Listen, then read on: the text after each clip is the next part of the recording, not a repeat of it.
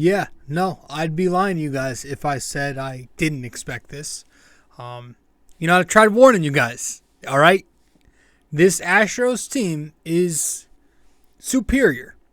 Not significantly, but they're definitely superior to where you really shouldn't disagree with that. And tonight they showed why. So we're going to talk about it in episode 420 here. Welcome to the show. I'm your host, RJ Carbone. You're listening to episode 420 of the podcast. Welcome to BD4, where there's no better way to get your Yankees and Knicks analysis. We also do MMA now, too. Yanks every series, Knicks every game, MMA on occasion. However, we are doing Yanks episodes for every single playoff game. And tonight was game one of the ALCS. The Yankees traveled to Houston after having after wrapping up the ALDS game 5 last night. They got no break because Rob Manfred is an incompetent dweeb. Trying not to curse. And so the Yankees had to travel to Houston right away. And they got there 2 a.m. And they played like it. That sounded like an excuse, and I swear I wasn't trying to make an excuse there. The Yankees played flat, so the Yanks dropped the ALCS opener in Houston. Let's talk about it. It was a 4-2 game. All right, so it was close. Top of the second, Bader homers. Bottom of the second, they answer back. Maldonado doubles. It's 1-1. Bottom of the sixth, Gurriel and McCormick go yard. 3-1 Houston. 4-1 Houston after a Pena home run later. And then the 8th inning, a Rizzo home run makes it 4-2, but who cares? The Yankees lose. But tonight it was Jameson Taillon going up against Justin Verlander. And I guess we'll start by saying the Yankees really had a shot. Despite, all that we just said.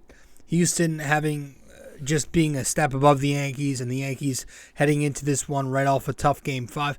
Despite all that, the Yankees were right there. They had a shot tonight against Justin Verlander. They had him on the ropes early. His pitch count was getting very high in the first 3 or 4 innings. Harrison Bader then gets the big home run in the 2nd inning. That was huge. I almost lost my voice off of one scream there. But then you flop. You flop from there. And the turning point to me of this game, and I'm going to try to make this episode quick because I'm tired and I have the Knicks game to watch, the DVR'd version, because as I speak, it's technically past midnight, October 20th on a Thursday. But then you flop in that 3rd inning, and that was the turning point. The 3rd inning, Anthony Rizzo draws a 1-out walk. You get the mound visit out to Justin Verlander. Giancarlo Stanton comes up to the plate, and he doubles the other way. You have 1st and 3rd for Josh Donaldson, who is, and each day passes by, I feel more and more like an idiot. He was my X factor for the postseason. I thought he was going to do big things. Donaldson comes up with 1st and 3rd, and he just completely changes the energy, the momentum of this game with one of the most pathetic, worst 3-pitch strikeouts I have ever seen. And they were all him hacking. Absolutely abominable at-bat by Donaldson. Matt Carpenter takes the plate next with an almost just as pathetic strikeout to end the inning. And from there, it just felt like Houston was just had the edge. Verlander from there goes on an absolute tear, just mows everybody down. Literally, I believe he retired every single Yankee the rest of the way he was in the game. He ends up going 6 innings, 3 hits, 1 run, 11 strikeouts. Just bitched the Yankees. The Yankees struck out 17 times tonight. Do you know how much the Astros struck out? The Astros struck out 2 times tonight as a team. The Yankees 17. The Astros batted .233, which may not seem great. The Yankees batted .152 tonight. Absolutely 100% horrendous. The Yankees play scared every time they play this team. They just don't look like they have the balls, man. Tired at-bats all night long. Just terrible. And Josh Donaldson cannot play any longer. He cannot start any longer. I don't understand why these stubborn mental cases in the front office, or if it's Boone, whoever it is who's making these incompetent decisions, I don't get why they continue to run this guy out there day after day after day after day. Since the second game of the season, he's been garbage meat. Because he did have the walk-off on opening day. He has been garbage meat. Don't tell me you have to play him because of his contract. Don't tell me you have to play him because he's a veteran. That is bullshit. That is optics. How about playing the best possible solution? Something that's going to get you some upside. Also, Matt Carpenter, his little Linsanity run, that's gone. That's over with. The magic has worn off. The guy is awful up there. He's totally washed. I think in 6 at-bats now this playoffs, I think he's had 6 at-bats, and I believe he's striking out in every single one of them. And they've all been non-competitive, awful strikeouts. So I don't want to see Josh Donaldson in the lineup tomorrow. I don't want to see Matt Carpenter in the lineup tomorrow against a lefty. There is zero excuse to have any of them in there. Peraza, who's on the roster, better start playing. He better be at shortstop starting tomorrow. Isaiah Kiner-Falefa, he should be at third base. And Donaldson and Carpenter better not see a single at-bat. I mean, it was just one of the most horrendous offensive efforts you will see in a postseason game. But what's worse? That none of that is shocking. None of that really shocked me because I know that Houston puts the bat on the ball. I know that Houston has guys who can hit at a high clip. And I also know that the Yankees do not put the bat on the ball. The Yankees do not have many guys that can hit at a high clip. We say this every season. Every day of every season, every postseason game, every offseason we talk about it. Every single second we talk about the Yankees here in this show, this is always a topic I am bringing up. The nerds love walks. They love home runs. They don't care about batting average, about hitting with runners in scoring position. They don't care if you strike out. Nope. But what does that get the Yankees every single year? It gives you no-show performances against playoff pitching just like this. These are important games, and because the Yankees have this ridiculous philosophy, that's the way they build a roster, and they put out performances like this in the playoffs. That's not going to work. What's also not going to work is Aaron Judge just being absolutely diabolical up there at the plate. He's been an abomination himself. Horrendous at the plate. Now, he made an excellent catch. I should bring that up to save the game early on. He made a tremendous catch that could have been a double or more in the gap issued by Taillon. Judge saved them early. But he has got to start hitting. And we can't keep saying that 6 games in now. It's been more than that because his entire career, he's not hit in the playoffs. Let's be honest. I think he's soft. I think he's mentally weak. I think he's just too nice. Like, he does not have what it doesn't seem like he has that it factor in the clutch. It doesn't seem like he's got what it takes to strap up and mash when it matters most. I never thought he was a clutch player. And I don't count regular season shit as clutch. He's a .220 postseason hitter lifetime, guys. I get it. The 60-something home runs. Great. 62. Love it.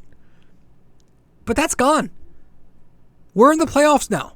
You're the guy. You got to keep doing that. Or at least be good. Be existent. You don't have to be on that pace again, but can you hit decently? Can you get on base? Can you bring some production?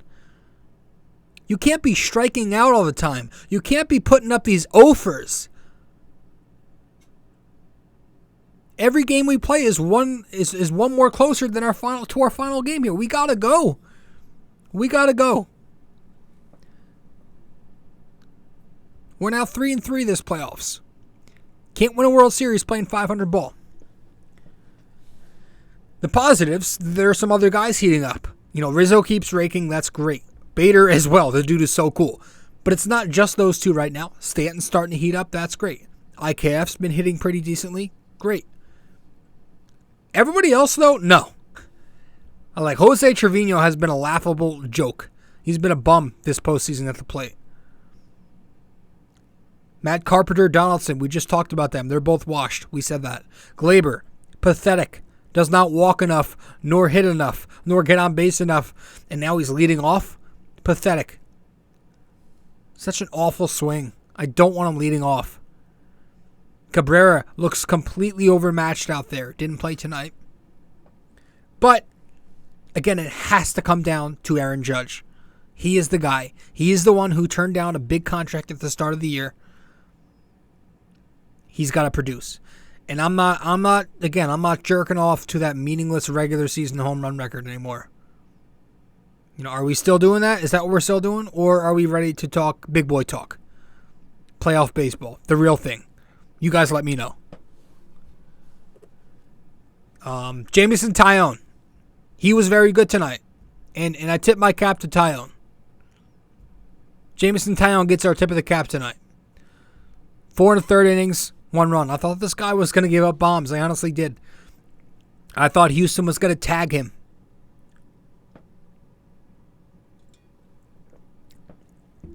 I did not trust him. I was nervous every pitch he threw. He hung some curveballs. He gave up some hard contact, no doubt. But for 4+ innings, he kept the Yankees in the game. 4 1/3 innings, 1 run, no strikeouts, but managed to get through it. Despite 7 base runners, he managed to get out of it. 3 extra base hits. He still managed to have a decent outing. I mean, you can't have Taillon match Verlander into the 5th inning, have Verlander near 100 pitches after 4 innings, do nothing with it, and expect to win. That was it. They needed to capitalize there, and they did not. It was the 3rd inning. So now they continue their $160 hitting postseason, 6 games in, and their 200-something batting average with runners in scoring position, 6 games in, and their double-digit strikeouts per game average, horrendous. They got to continue going about that way. That's not going to work. It's not going to work. This team, every time they play us, they have this big 14 strikeout performance where they let up 5 hits or less. They pitched a no-hitter against us before this year. Every time the Yankees go to Houston, they fold, they play scared, and they just don't have it. But back to Taillon, yeah, I thought Jameson Taillon was fine. I thought he should have stayed in the game a little longer, honestly. I did. 67 pitches with 1 out into the 5th. Pulled. Now, I didn't love it, but again, I was saying all game long how Taillon was just a ticking time bomb with the amount of contact he was giving up. However, I was at least hoping for one of our top guns to come into the game after. And if you did not catch this game, for whatever reason, if you did not catch it, I shit you not, the man goes with Clark Schmidt again to get the big outs. He did it the other night, and he did it again tonight. Boone and his overmanaging struck again. Now, Clark Schmidt initially gets the big double play and escapes the jam in the 5th inning. But Numbnuts Boone kept him in for the 6th, and then he started getting shelled. A home run to Gurriel, a home run to McCormick, and all of a sudden a 1-0 Yankees lead becomes a 3-1 Houston lead. I mean, how little of a brain do you have to put Clark Schmidt, a double-A pitcher, into a 1-1 playoff game against the Astros? And let me be clear, okay? This isn't some, stereotypical, this guy sucks, why him rant. No, Clark Schmidt, decent stuff, but he's literally a minor league pitcher who the Yankees did not call up until late in the season. And when they did, they used him sporadically and in middle to low leverage spots. He was not a part of the team this season. And when he was used, he was not a primary, nor was he a secondary option. He was part of the D squad of the bullpen. He wasn't used often. Mop up, low leverage, 3-run games, throw him in late against the A's. Something like that. He wasn't often used as a go-to. All of a sudden, he's used as a go-to 2 times in 6 playoff games. So I ask again, how little of a brain must you have to go to Clark Schmidt in a spot like this during a game like this?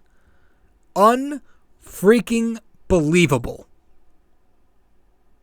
Oh, and it's not over yet. That guy, Frankie Montas, remember that guy, the dumpster juice that Cashman wasted all of his top-end pitching prospects for at the deadline? The guy who sucked for the Yankees, got injured, missed over a month. A starting pitcher, I remind you.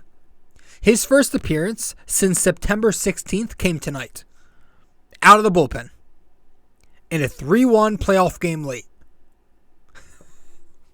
I mean, it's absolutely remarkable at this point how any human being could feel anything but disgust with this bozo cupcake who calls himself a manager.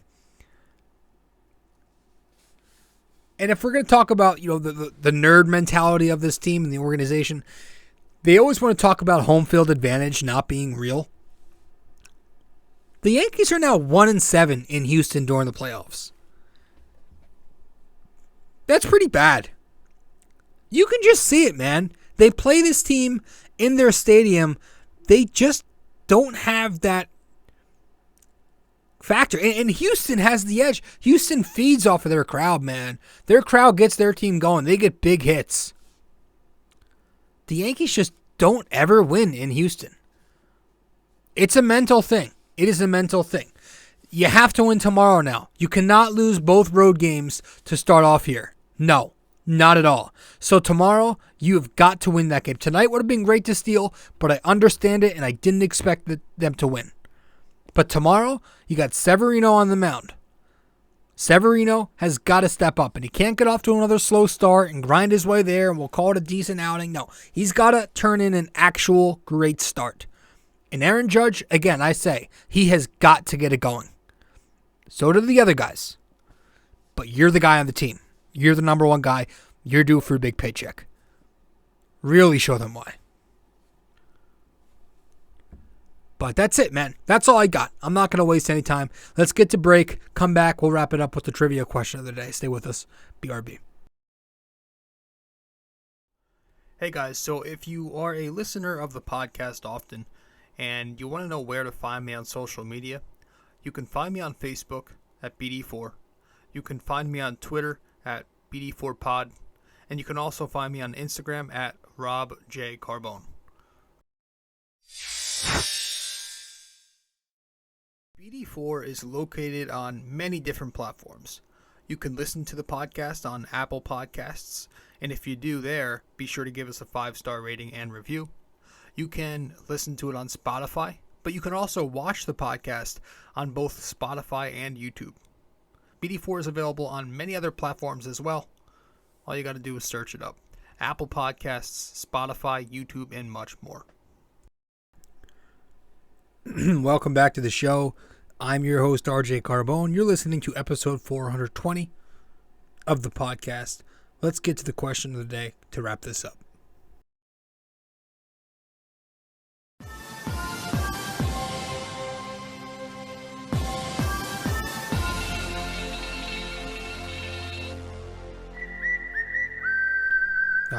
right. True or false?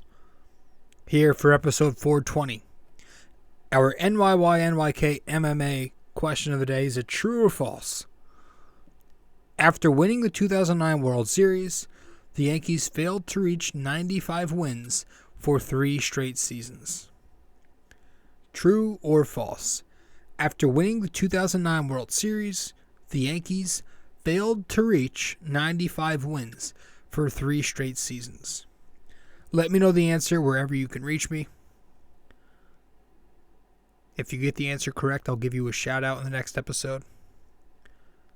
If you don't get it correct, but you at least attempt to guess the answer, then I'll let you know what the answer is in the next show. So one final time, our NYY-NYK-MMA question of the day is, true or false? After winning the 2009 World Series, the Yankees failed to reach 95 wins for 3 straight seasons. True or false? Guys, that's it. I appreciate you stopping by. Episode 420 is in the books. Going to be doing Knicks in episode 421. That should be out either Thursday or Friday morning, the very latest. All right. So this episode, as you are listening, will be out Thursday. Thursday the 20th is when this episode 420 will be out. As for 421, that should be out Thursday or Friday morning, the latest, the 21st.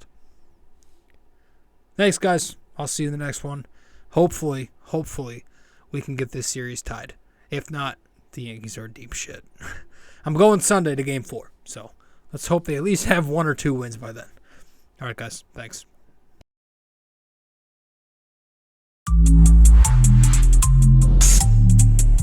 This episode was brought to you by Anchor.